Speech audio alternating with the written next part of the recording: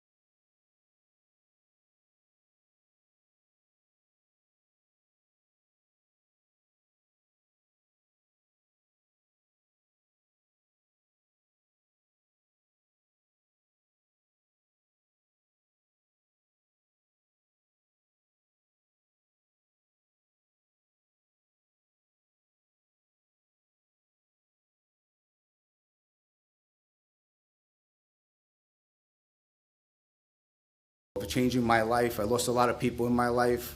When I was doing time, they killed my childhood friend Buddy. I grew up with all my life. My own best friends killed my friend.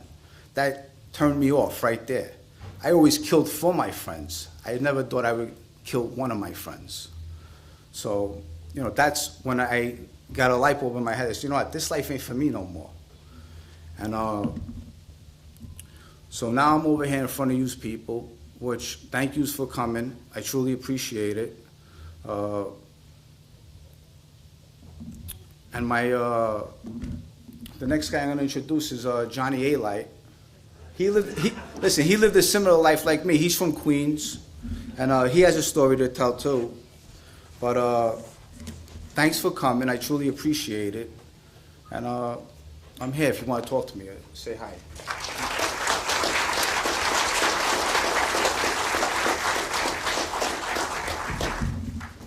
Good evening, everybody. Thanks for coming. Appreciate it. And Austin appreciates it. And I'd like to invite him up here so everybody sees who we're here for tonight. Come on up with him, Chelsea.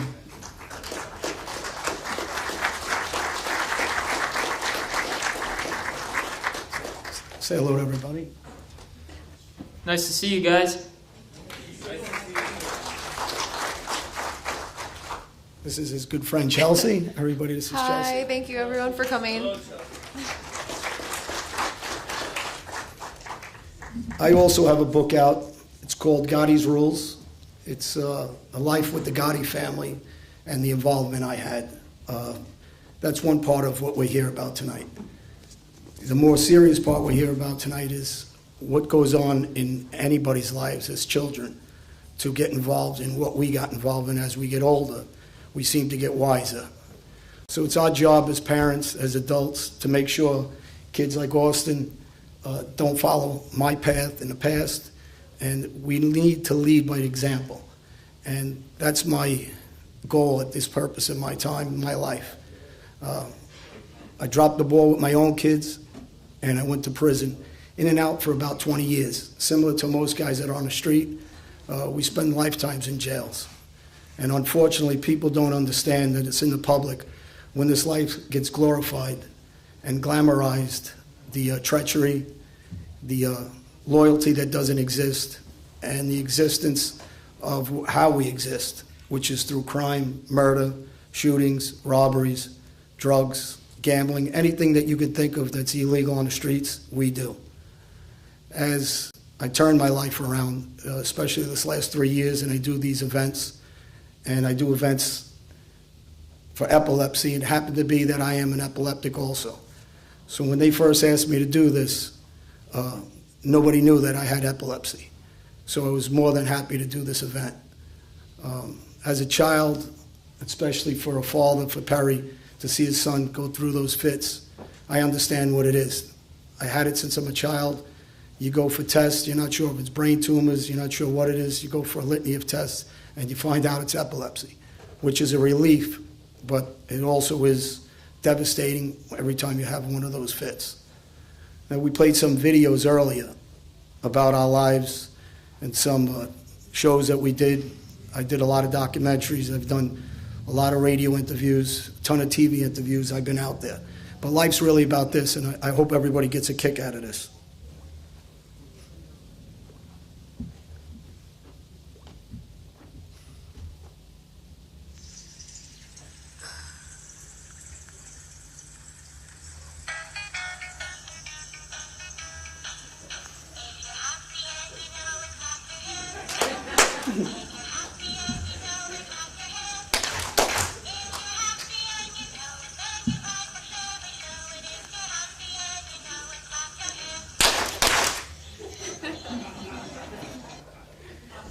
This is what life's really about. Unfortunately, look, it won't stop playing.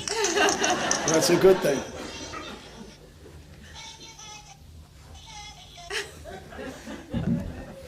This is what life's really about. It's about enjoying. When you wake up every morning as a parent, as a grandparent, as an aunt, uncle, brother, sister, you're hoping you wake up and you're humble, you're full of pride, love, and you learn to teach things that you weren't taught, or hopefully you were taught and you didn't learn at the time. And that's why I'm here today. not so much to talk about my mob life, my existence. I was a violent guy on the street. I killed, I shot dozens of guys. A lot of guys on the street didn't do what I did.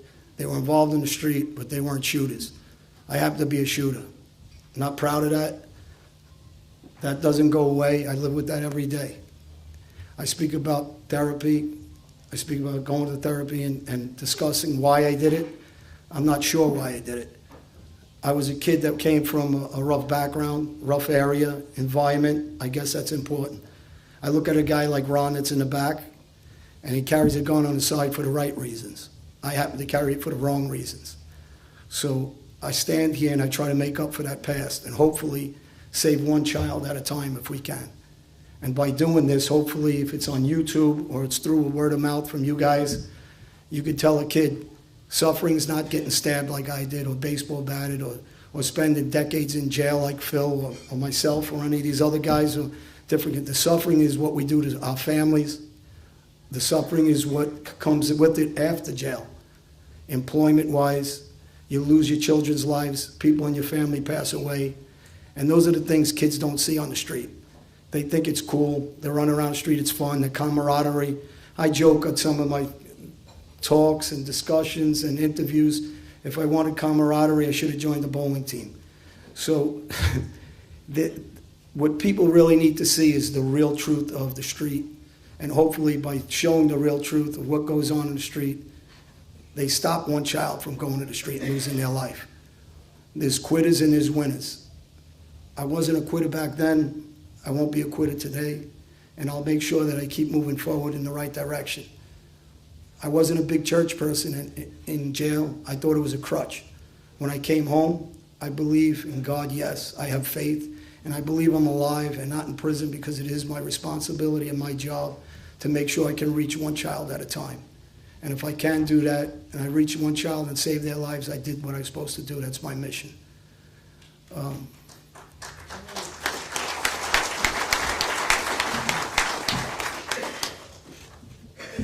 As far as this disease, I hope I'm happy everybody's here supporting. I hope we can continue to do something to stop it and help cure it, like a lot of diseases that are out there.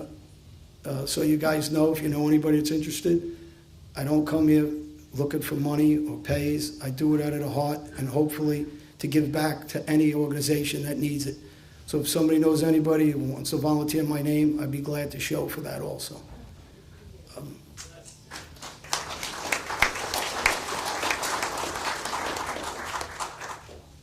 I seem to have a following over the years now. Through Europe, I did some shows that and I run into people and they joke and they tell me about how famous I am and that I'm somebody. And a gentleman recently, he said that, he wanted my autograph and my picture, and he asked how much I charge, and I kind of chuckled.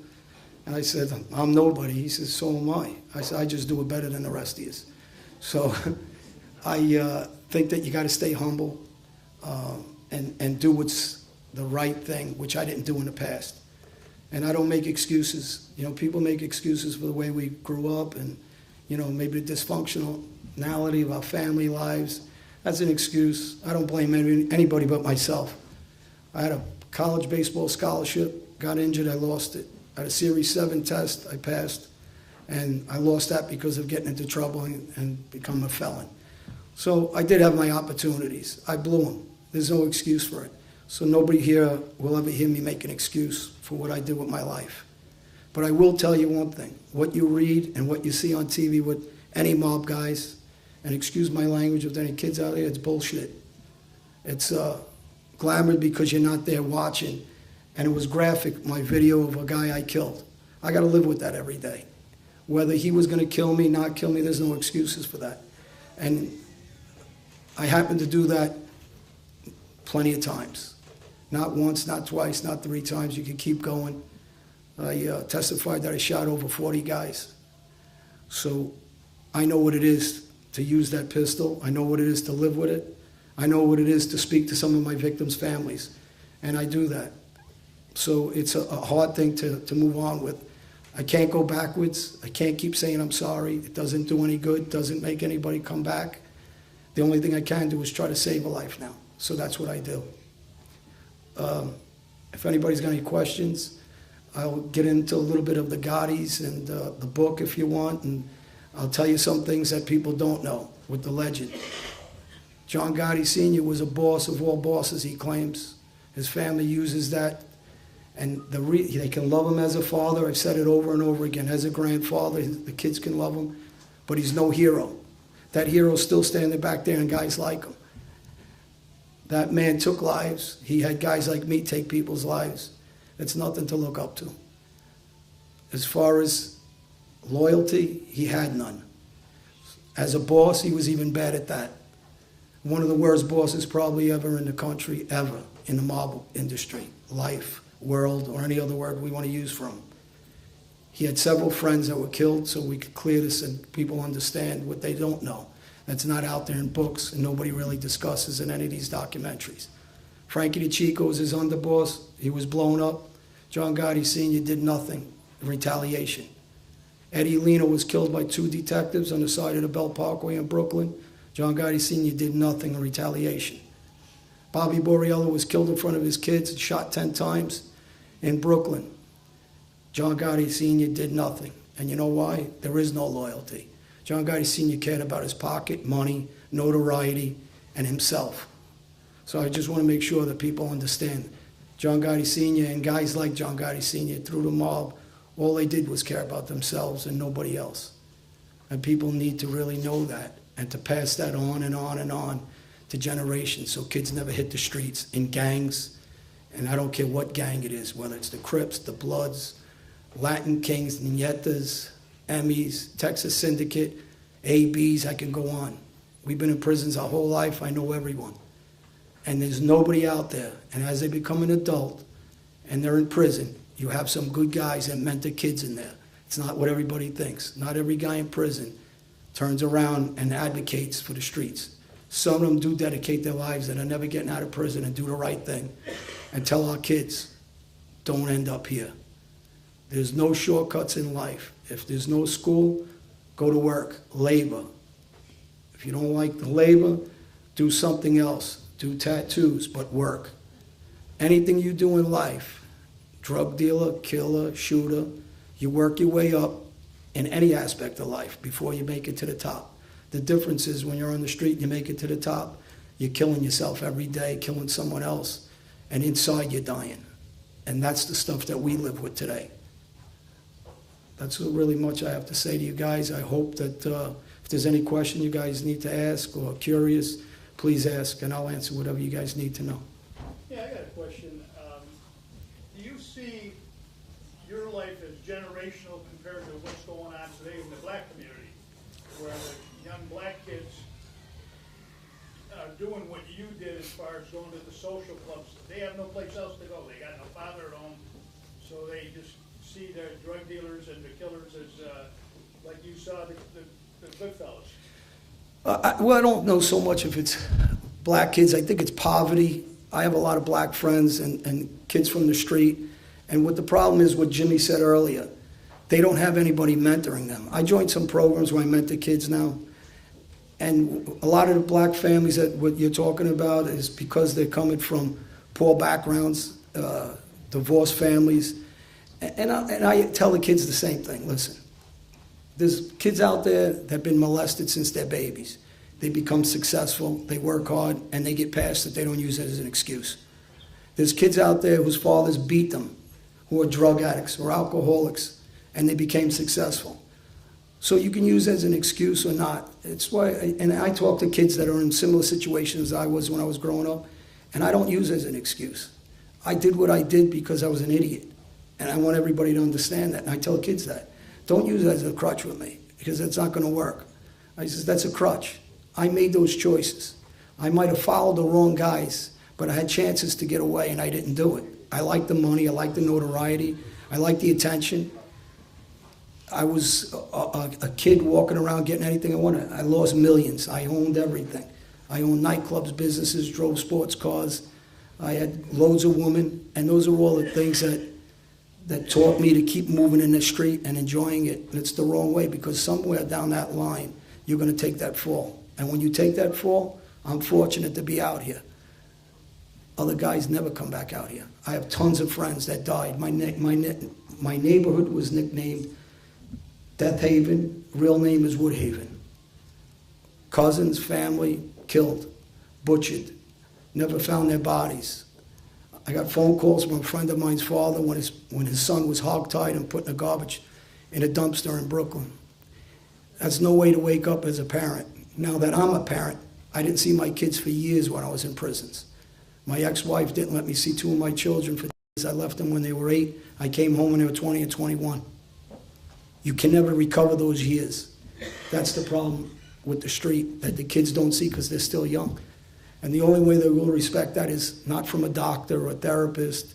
They need to hear it from guys like me or Phil or Jimmy or Frank or somebody that understands the life and can give them some life experience, hopefully get in their ear a little bit, mentor them, be a positive person in their life, and maybe change their thinking process.